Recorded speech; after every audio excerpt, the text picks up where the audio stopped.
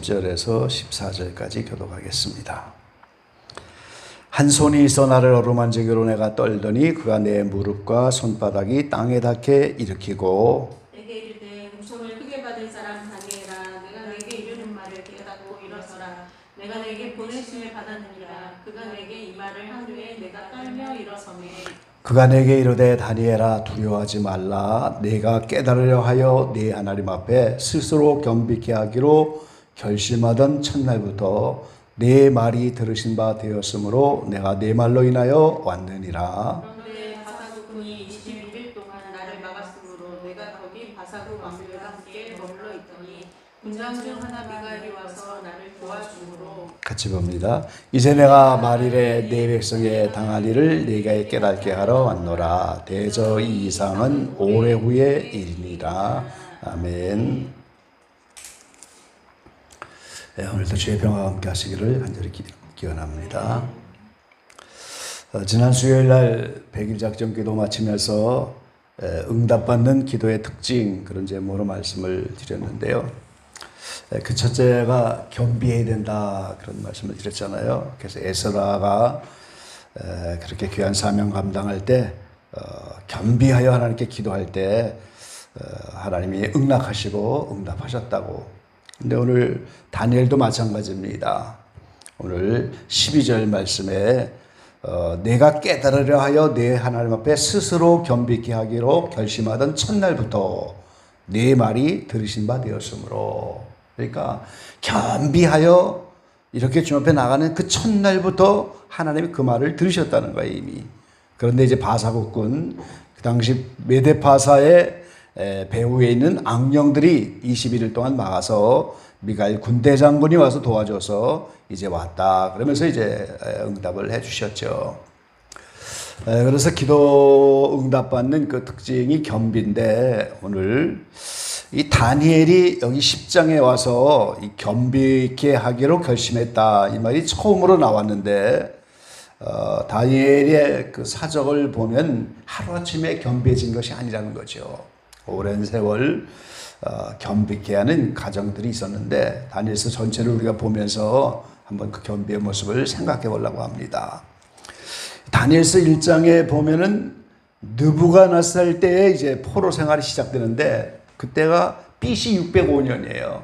그러니까 예수님보다 한 600여 년 전에 바벨론 포로로 끌려갑니다. 그때 어린 소년이라고 했으니까 뭐 한 10대 정도 됐겠죠.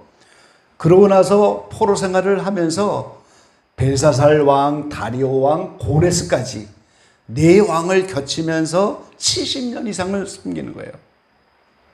포로 생활이 70년이라고 하는 걸 깨닫고 다니엘서 9장에 또 기도하여 70일의 예언을 또 깨닫잖아요. 그때가 BC 536년이에요. 그러니까 10대에 와서 71년째까지 70년이 넘겼으니까 그만 80여 세가 됐을 텐데 그때까지 인류 역사상에 아마 이렇게 위대한 총리가 없었을 겁니다. 포로 생활을 70년을 하면서 그 네 왕을 섬겨나가면서 하나님 앞에 꿈과 지혜와 이상과 해몽, 그래서 은총을 크게 받은 자다 이렇게 은혜를 받으면서 10장에 와서 내 겸비함을 첫날부터 들었다. 그래서 다니엘은 1장부터 시작해서 이 겸비에 이르는 신앙생활의 과정이 있었다는 사실을 우리가 알 수가 있죠. 그래서 짧은 시간이지만 매 장마다 좀 잠깐 살피면서 10장에 이르러서 다니엘이 이렇게 겸비할 수밖에 없는 그 모습을 우리가 한번 생각해 보려고 합니다. 같이 성경을 한번 좀 보시죠. 자, 1장 8절로 가니까 다니엘은 뜻을 정하여 왕의 진미와 그의 마시는 포도주로 자기를 더럽히지 아니하리라 하고 자기를 더럽히지 않게 하기를 환관장에게 구하니 그랬어요.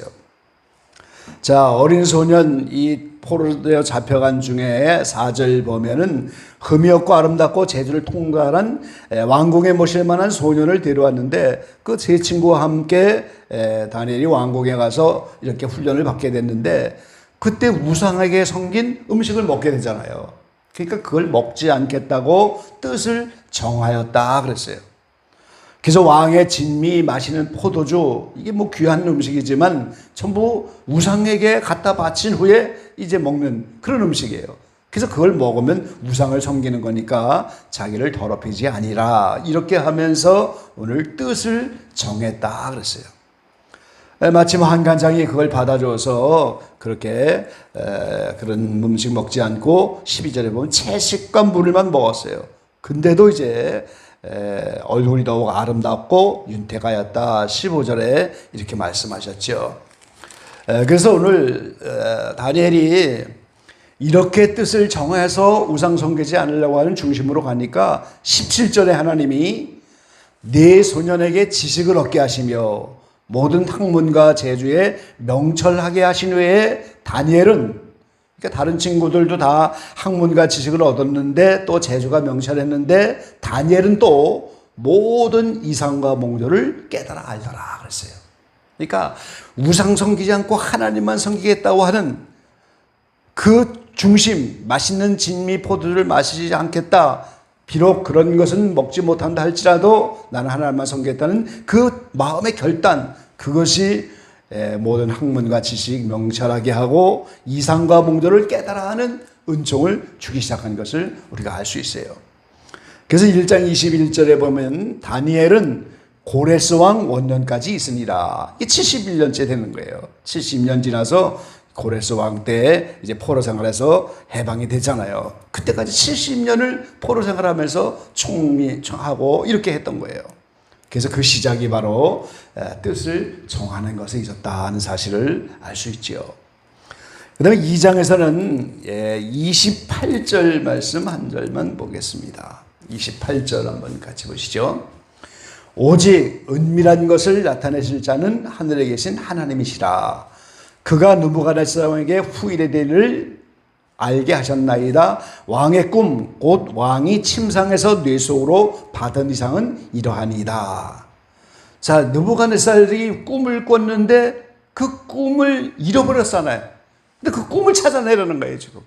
근데 많은 사람들, 당시에 박사들, 뭐 수많은 사람들이 왔지만 그걸 찾아낼 수 있는 사람이 아무도 없잖아요. 그런데 오늘 다니엘만이 그 꿈을 찾아내고 거기에 해몽을 하는 거예요. 아까 1장에서 다니엘에게 이제 지혜와 총명뿐 아니라 모든 이상과 몽조를 깨달아 알더라 그랬잖아요.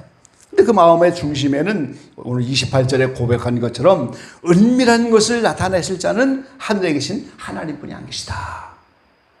이 중심, 이것이 이제 바로 다니엘에 겸비하게 하는 거예요. 하나님만이 은밀한 것을 나타내실 그런 분이다.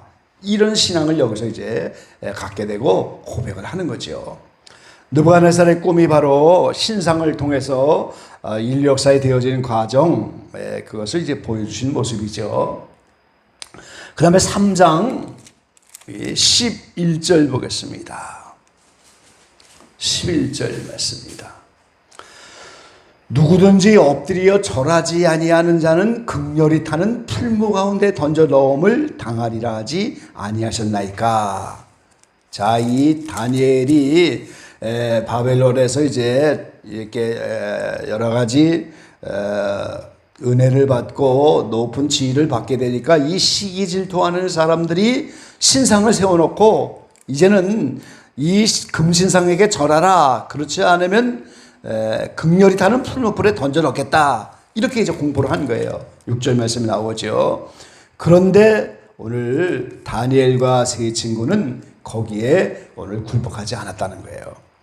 17절 말씀에 보면 만일 그럴 것이면 왕이여 우리가 섬기는 우리 하나님이 우리를 극렬히 타는 풀무 가운데서 능히 건져내시겠고 왕의 손에서도 건져내시리다. 이게 얼마나 위대한 신앙입니까? 우상 섬기지 않겠다는 그 중심에 왜 왕의 금신상을 만들어 놓고 거기에 절하지 않으면 극렬히 타는 풀무 가운데 집어넣겠다고 하는데도 그렇게 그 풀무 가운데서도 하나님은 우리를 건지실 것이다. 이런 신앙이 일사각오죠. 그리 아니하실지라도 18절에 보면 하나님이 우리를 그렇게 아니하시면 어떻게 돼요? 풀무불에 타 죽는 거지요. 그럼에도 불구하고 왕의 신들을 섬기지 않고 왕의 세우신 금신상에도 절하지 아니할 것입니다. 근데 오늘 어떻게 됐습니까? 26절 말씀해 보니까 느부갓네살이 극렬히 타는 풀무 가고 가까이 가서 불러가로되 지극히 높으신 하나님의 종 사드락 메삭 아벳느고야 나와서 이리로 오라 하매 사드락과 메삭과 아벳느고가 불 가운데서 나오니라 그랬어요. 그 세 친구가 불 가운데 나오잖아요. 지금 불탄 냄새도 없었다 그랬어요. 지금 그러니까 이제 이 느부갓네살이 이걸 보면서 조서를 내려갖고 29절 말씀해 보니까 이같이 사람을 구원할 다른 신이 없다. 이 다니엘이 이 친구들과 함께 극렬히 타는 풀무불에서 건져내는 하나님의 역사를 봤잖아요. 그러니까 어떻게 돼요? 겸비할 수밖에 없는 거예요. 오늘 우리의 신앙은 체험을 많이 할수록 유리한 줄로 믿습니다.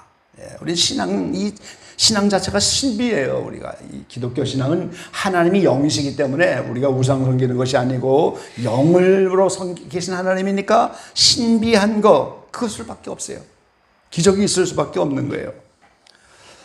오늘날은 이제 영성이라는 말을 막 무조건 해서 영성 신학이다, 뭐 영성 집회다, 영성 세미나 이런 말을 많이 쓰는데 영성이라고 하는 것 자체가 육성의 반대잖아요. 육성이 하나도 안 들어간 것을 영성이라고 합니다. 근데 캐토릭에 비해서 초대교회에서부터는 그걸 수덕 신비 신학이라고 하잖아요. 덕을 쌓고 수련을 하게 되면 신비가 따라온다는 거예요. 그럴 수밖에 없죠. 영적인 일이니까. 그래서 우리가 신앙은 체험 신앙이 좋은 신앙입니다. 그 체험 신앙을 많이 가지면 겸비할 수밖에 없는 거예요. 더 겸손할 수밖에 없지요. 극렬히 타는 풀무에서 하나님이 건진 이 놀라운 역사를 보면서 그게 얼마나 겸손하고 이제 주님 앞에 낮아질 수밖에 없지요. 그 다음에 4장 32절 말씀 보겠습니다. 32절입니다.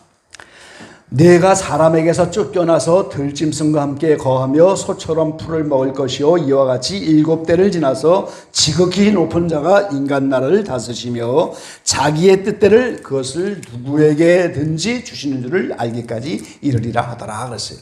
자, 이 느부갓네살이 대단히 교만했죠. 그 당시에 온 세계 중앙인데 거기에 큰 나무처럼 이렇게 하나님이 이렇게 높으셨는데 이 교만한 느부갓네살을 7년 동안이나 짐승과 함께 소처럼 풀을 먹고 이렇게 쫓겨나서 사람 세계에서 쫓겨나는 이런 일을 하는 거예요. 그래서 때가 되니까 돌아오잖아요. 기한이 차니까 돌아오는 거예요.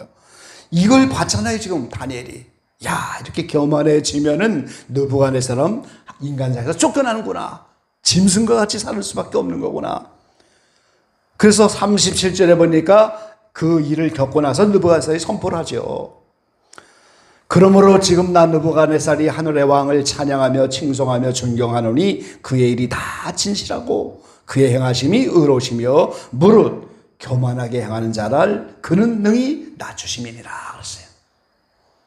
그 당시에 최고 제국의 왕이었던 그가 이렇게 낮추는 그 모습을 다니엘이 다 목격을 하면서 오늘 다니엘은 점점 겸비한 사람이 될 수밖에 없는 그런 모습이죠. 그 다음에 5장 1절에 보면 이제 벨사살 왕이 귀인 1,000명을 위해서 큰 잔치를 베푸는데 그 느부갓네살 때에 예루살렘 성전에서 가져온 기명 그걸 가지고 술을 따라 먹고 이런 일을 하잖아요. 그때 이제 하나님의 손가락이 나와서 글씨를 쓰게 되는 거예요. 5절에 보니까 사람의 손가락이 나타나서 왕궁 촛대 맞은편 분벽에 글자를 쓰는데 그 손가락이 나가서 글씨 쓴 거예요. 그게 다니엘을 부르죠. 그래서 다니엘이 그걸 해석을 합니다. 그 느부갓네살 왕이 이렇게 교만하여 7년 동안 쫓겨난 것을 알고도 그 아들인 벨사살은 오히려 자기 마음을 낮추지 않기 때문에 하나님이 오늘 글자를 기록해 갖고 메데멘의 대계를 우바르신 25절에 나왔죠. 하나님이 왕의 나라의 시대를 세워서 그것을 끝나게 하신다. 대계는 왕이 저울에 달려서 부족함이 배었다. 그래서 오늘 그날 밤에 벨사살이 죽고 바로 메데파사 다리오가 나라를 얻게 되는 거예요. 그러니까 하나님이 저울에 달아서 그 중심을 보니까 오늘 교만하고 그래서 다른 사람에게 줘버리는 이것도 목격을 하잖아요. 지금 손가락이 나와서 글씨를 쓰면서 성전 규명의 수를 따라 먹는 이 무례함, 그리고 이제 교만함, 이거를 다 다스리는, 그래서 인간 나라의 역사를 하나님 뜻대로 이루시는 그 모습을 다 목격을 합니다.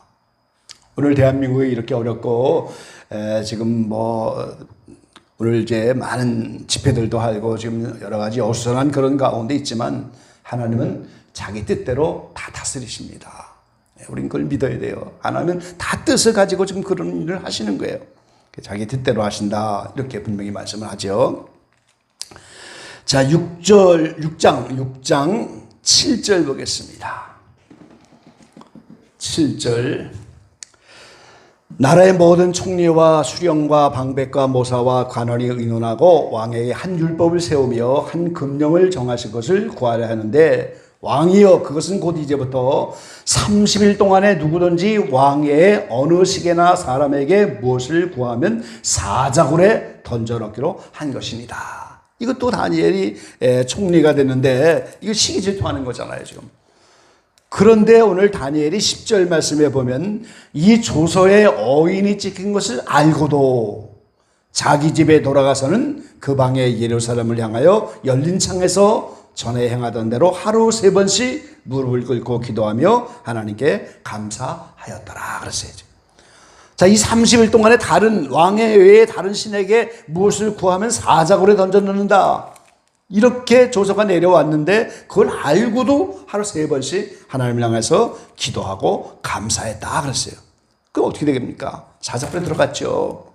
사자굴에 들어가는 이런 일을 당한다 할지라도 오늘 하나님에 나가서 기도하고 이런 모습. 그런데 오늘 어떻게 됐습니까? 22절에 나의 하나님이 이미 그 천사를 보내어 사자들의 입을 봉하셨으므로 사자들이 나를 상해치 아니하였사오니 이는 나의 무죄함이 그 앞에 명백하며 또 왕이여 나는 왕의 앞에도 해를 끼치지 아니하였나이다.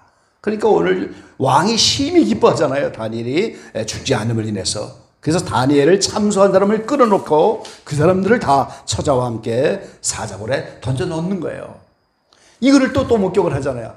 풀무불에서도 건지고 사자굴에서도 건져내는 그 하나님의 역사, 이걸 다 경험하고 나니까 어떻게 돼요? 점점 겸손해질 수밖에 없는 거죠. 자, 7절에는 이제 또 바벨론 왕 벨사살이 이제 침상에서 꿈을 꿨죠. 이것도 짐승이라는 이 모습을 통해서 바벨론 이후에 메데파사, 헬라, 로마, 또 그 다음에 작은 뿔 적수도까지 인력사 마지막 때까지 되어질 그 이상을 다 보여주신 그 모습인데, 그것도 이제 하나님께 물어서 그 해석을 알게 하고 그걸 이제 해석을 전해주지요. 8장에는 이제 헬라 그 나라가 4개로 갈라지는 이런 모습들을 또 깨닫게 하고, 그리고 이제 9장에서 70일의 예언을 또 깨닫게 해요. 9장에서는 특별히 20절 말씀에 보면 이제 회개 자복하고 그리고 이제 하나님께서 기도하니까 명령이 내려서 70일의 예언으로 인류 역사 마지막 때 되어질 모든 것을 깨닫게 합니다. 이게 전부 겸비한 신앙으로 나갈 때 하나님이 하신 거예요. 그러고 나서 이제 오늘 10장에 와서 다시 이상을 깨달으려고 세일의 동안에 슬퍼하고 좋은 떡을 먹지 않고 고기와 포도주를 입에 넣지 않고 기름 바르지 않으면서 하나님께 나갔습니다. 그 모습을 다니엘은 내가 겸비했다고 하지 않지만 하나님이 보시는 입장에서는 내 하나님 앞에 스스로 겸비하였다. 그래서 그 첫날부터 이미 응답이 되어서 내가 너에게 이 응답을 가지고 왔다고 가브리엘 천사장이 나타나셨잖아요. 그래서 오늘 하나님의 겸손하고 우리가 겸비한다고 하는 것은 상대를 존중하면서 존경하는 이런 건데, 사람 관계에서도 우리가 상대방을 존경하고 상대를 이해하고 배려하는, 이게 쉽지 않죠. 자기를 낮추지 않으면 될 수가 없는데, 그런데 하나님과의 관계에서도 마찬가지잖아요. 그 다니엘이 어린 시절부터 70여 년을 포로 생활 가운데 총리하면서 네 왕을 섬기면서 이제 소년 때부터 뜻을 정하였고, 그리고 하나님이 이제 꿈 해석과 이상 비몽 사몽 이런 것들을 은혜를 크게 주면서 은총을 크게 주고, 그러고 나서 계속해서 풀무불에서도 건지고 사자굴에서도 건지고 손가락에 나와서 글씨 쓰는 이런 모습도 깨닫게 하시고 또 느부갓네살의 7년 짐승과 같은 생활도 보게 하시며 수많은 체험들을 통해서 결국 이제 나이가 늙어서 10장에 오면 벌써 80몇 세가 된 거예요. 70년이 넘었으니까. 그러니까 그 순간에 하나님 앞에 겸비했다. 그러니까 하나님이 응답을 하시고 이렇게 역사를 하시는 거예요. 네, 우리는 다니엘처럼 어느 나라의 총리도 아니고 우리가 포로 생활하는 거 아니지만 영적으로 보면 우리도 이 죄악 세상에서 여러 가지로 포로 생활을 하는 겁니다.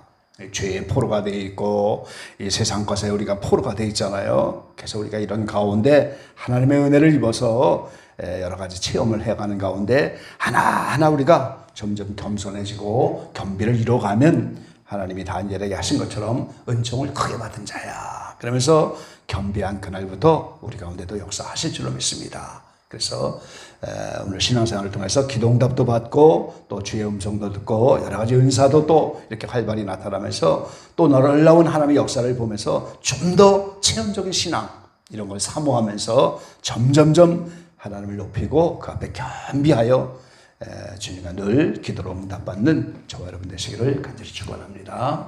기도하겠습니다. 아버지 감사합니다.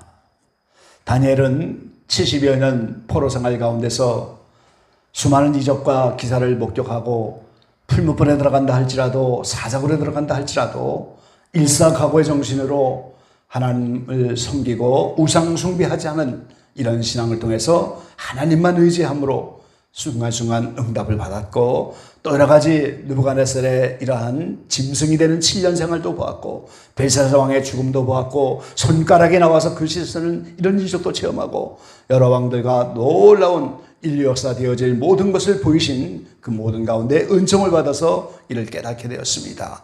일생을 포로 생활 가운데서 이렇게 겸비하여 하나님께 나갈 때마다 이제 하나님이 그를 받으셔서 이렇게 수많은 기도에 응답을 해주시고 놀라운 역사를 일으킨 것을 우리가 봅니다. 아버지의 원하옵기는 저희들도 부족하지만 다니엘처럼 은총을 크게 받게 되기를 간절히 소망합니다. 다니엘처럼 점점 하나님의 역사를 체험하게 하시고 점점 겸비하여 낮아지는 사람 되게 하시고 물이 아래로 흘러가는 것처럼 점점 낮은 곳으로 이렇게 흘러가서 겸비의 사람이 되어서 이제 무엇을 가지고 기도한다 할지라도 주의 음성을 듣고 응답받고 주와 함께하는 남은 생에 되어지도록 도와주십시오. 나라 민족이 어지럽고 온 세계가 어려운 이때에 오늘 다니엘과 같은 영성을 통하여 오늘 더 많은 영혼들에게 영향력을 주고 이 선한 영향을 통해서 변화되는 이 나라의 민족 되게 하시고 우리 모두가 되게 도와주십시오. 저희들은 부족하지만 이렇게 주님 앞에 우리 감당할 우리 목에 기도 생활, 우리 목의 은혜 생활, 우리 목의 헌신 생활 감당하면서 하나님의 처분을 기다립니다. 인류 역사 가운데 모든 뜻대로 나라를 작정하시고 이 모든 은혜를 하나님 뜻대로 이루시는 하나님께서 우리가 이제 지난 100일 동안 작정하여 기도했고 이 한 주간 또 마무리하는 가운데 있사온데 이제 저희가 부족하지만 기도하여 각 개인과 가정과 교회와 공동체와 나라 민족을 위한 하나님이 뜻이 계시다면 이 모든 것들 이루셔서 하나님 뜻대로 이루어가는 주의 섭리를 바라볼 수 있는 우리 모두가 되게 도와주십시오. 멀리 출타한 전사님에게 함께 하시고 오가는 발걸음 지켜주시고 또 이렇게 새로운 명절을 통하여 우리가 다시 한번 연휴를 맞게 될 터인데 영적으로 유익한 시간 되게 하시고 아무 어려움 당하지 않는 우리 모든 지체들 다 되게 하시고 어린아이까지라도 어느 가운데 함께하여 주십시오. 모든 것 감사드리고 이 밤도 기도하는 가운데 주의 음성 듣는 귀한 밤이 되게 축복해 주십시오. 겸손한 자에게 은혜를 주신다 하셨으므로 좀 더 낮은 자리로 내려가는 저희들 모두가 되게 도와주십시오. 예수님의 이름으로 감사하며 기도를 옵나이다. 아멘.